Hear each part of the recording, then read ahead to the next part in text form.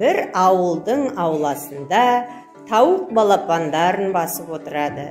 Күні жеткен кезде жұмыртқадан біртіндеп балапандар шыға бастайды. Анашым, біздің қарнымыз ашты, тамақ бермеші. Балапандарым менің, анау ауыл шетіне барып, жайлы келейік. Осы кезде бір жұмыртқа жарылмай қалады. Оның ішінен анасы кетіп қалғаннан кейін балапан шығады.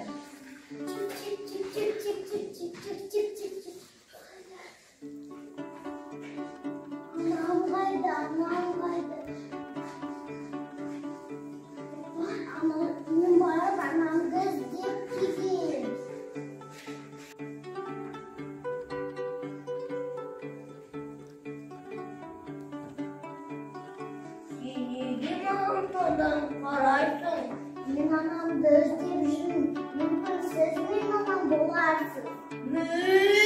Сенің анаңмен бола алмаймын. Мен бойым ұзын, сен кішкентайсың ғой. Мен сенің анаң бола алмаймын. Сіз сізден кіші екенсіз, мүмкін сіз мен анам боларсыз.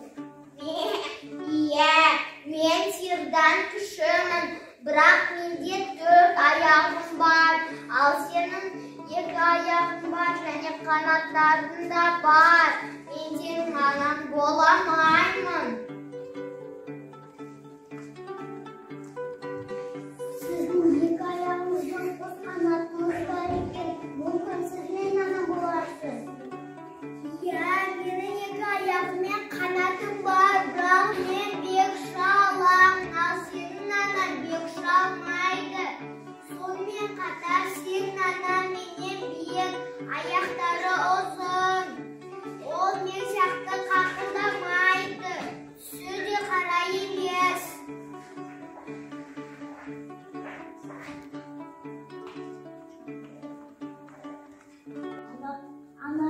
Анашым, жоқ балапан, сен менің балам боламайсың. Сенің 2 қанатың болғанымен мен сияқты суда жүзе алмайсың. Енді мен анамды ешқашан таба алмаймын ба сонда? Балапан, жылама, мен сенің анаңды тауып беремін. Сенің анаң мен сияқты кірәкір демейді, ол қыт-қыттайды. Балапан, сенің анаң тауық, анау ауыл шетіне барсан, сонда анаң жайылып жүр. Сол жақтан анаңды тауып аласың.